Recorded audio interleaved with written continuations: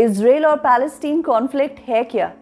इतने साल हो गए, लड़ाई ख़त्म ही नहीं होती। कितने ही सिविलियंस, कितने ही बच्चे इस लड़ाई में मर चुके हैं, लेकिन ये लड़ाई रुकने का नाम नहीं लेती।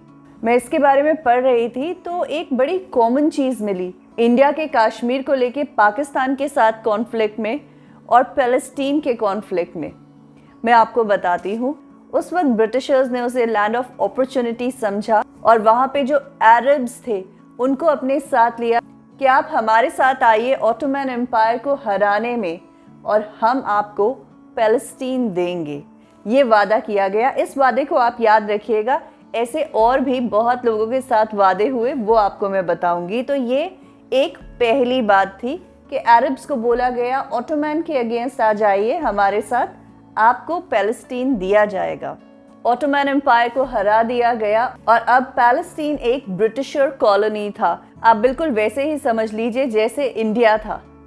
फिर फर्स्ट वर्ल्ड वॉर के दौरान बहुत सारे जूस को मारा जा रहा था, तो ब्रिटिशर्स ने फिर एक बैल्फोर एग्रीमेंट किया।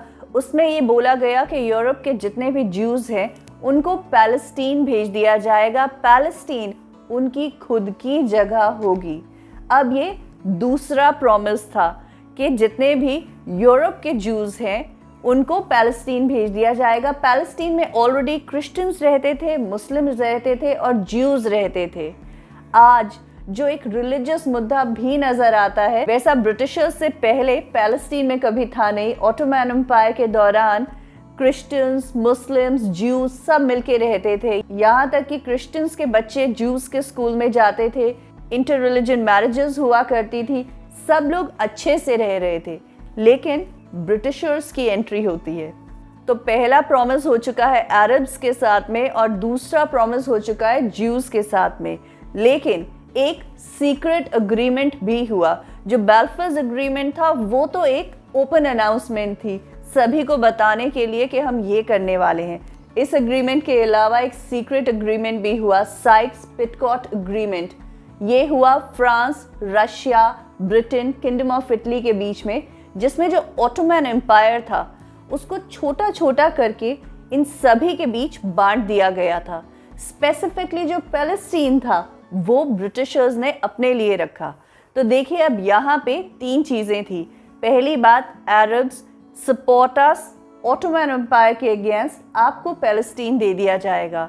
ज्यूज, आप सभी को पैलेस्टीन में अपनी एक खुद की जगह, ये आपका एक खुद का लैंड होगा, आपकी दुनिया, वहाँ पे आपको रखा जाएगा। तीसरा, उसको ब्रिटिशर कॉलोनी बना दिया गया ब्रिटिशर्स के अंडर। कंफ्यूजन की तो शुरुआत हो गई, लेकिन असली लड़ाई अभी नहीं पड़ी थी। अभी जो पैलेस्टीन में रह रहे मुस्लिम, क्रिश्चियंस, ज्यूज थे, उनके लिए अलग अलग इंस्टीट्यूशंस बना दी गई, अलग अलग रूल्स बना दिए गए। हर चीज़ को अलग अलग कर देने से इन कम्युनिटीज़ के बीच में कम्युनिकेशन हिट हो गया। दूसरी बात ये हुई कि यूरोप से जो ज्यूज आ रहे थे उनकी लैंग्वेज अलग थी, उनका कल्चर अलग था। वो 3-3, 4-4 लोगों के ग्रुप में लैंड खरीदने लगे, वहाँ पर अपने घर बना के उनकी बैरिकेडिंग कर दिया करते थे कि ये हमारा एरिया है। इससे कम्युनिटीज़ में ही डिफरेंस आने लगा। 1920 में शुरू हुए इस कॉन्फ्लिक्ट की ये जड़ है। इजराइल जो है एक छोटी सी जगह है, तकरीबन 9 मिलियन पीपल। आप इसे न्यू जर्सी के बराबर समझ लीजिए। इसमें 74.24 जूज हैं, 20.95 अरब्स, 4.81 अदर्स बोलेंगे जिसमें नॉन मुस्लिम्स हैं, नॉन अरब्स हैं, ये अदर्स में आते हैं। ये इजराइल है, छोटी सी जगह, लेकिन इनके पास न्यूक्लियर वेपन है, इनके पास one of the best armies है। अभी की जो करंट प्रॉब्लम है वहाँ पे, उसको हम राइज इन जियोनिज्म बोलेंगे, एक्सट्रीमिस्ट बिहेवियर। अब जियोनिज्म क्या होता है? वो लोग जो इंडिपेंडेंट जूइश स्टेट चाहते हैं वो जियोनिस्ट हैं, एक्सट्रीमिस्ट। इस चीज़ से ये समझिएगा कि सारे ज्यूज जियोनिस्ट नहीं हैं और सारे इजरायलीज भी जियोनिस्ट नहीं हैं। इजराइल में तकरीबन 39 पॉलिटिकल पार्टीज है, 4 बार इलेक्शंस हो चुके हैं। लिकुड पार्टी रूल कर रही है। ये पार्टी एक्सट्रीमिस्ट की है, जियोनिस्ट बोल सकते हैं आप इन्हें। लीडर है बेंजामिन नेतन्याहू, 12 साल से लीडर है ये। बहुत सारे लोग हैं इजराइल में जो अपनी गवर्नमेंट के साथ अग्री नहीं करते, तो ये क्लैश ऑफ इंटरेस्ट भी है, अनरेस्ट तो एनीवेज वहाँ पे है ही। कमाल की बात यह है कि दोनों पैलेस्टीन गवर्नमेंट और इजराइल गवर्नमेंट जेरूसलम को अपना कैपिटल मानते हैं, लेकिन ये इंटरनेशनली एक्सेप्टेड नहीं है अभी तक। Jerusalem one of the oldest cities in the world है। इसकी हिस्ट्री 3000 BC उस वक्त से शुरू होती है। अब सुनिएगा, जिस जगह को दोनों अपना कैपिटल मान रहे हैं उस कैपिटल का हाल क्या है। कश्मीर की तरह ही है, इसलिए इस चीज को आपके साथ शेयर करना मुझे जरूरी लगा। 2 बार जेरूसलम डिस्ट्रॉय हो चुका है। 23 टाइम्स उसको आर्मी ने घेर लिया था कैप्चर करने के लिए। 23 time, 44 times, 44 time capture recapture किया गया और 52 टाइम्स अटैक हुआ है उस पे। ये वो जगह है जो दोनों लोग क्लेम कर रहे हैं। है ना कहानी हमारे कश्मीर जैसी ही। फिर 1948 में बहुत परेशान होके इसको स्प्लिट कर दिया गया। रूलिंग वेस्ट जेरूसलम इजराइल को दे दिया गया और ईस्ट जॉर्डन को।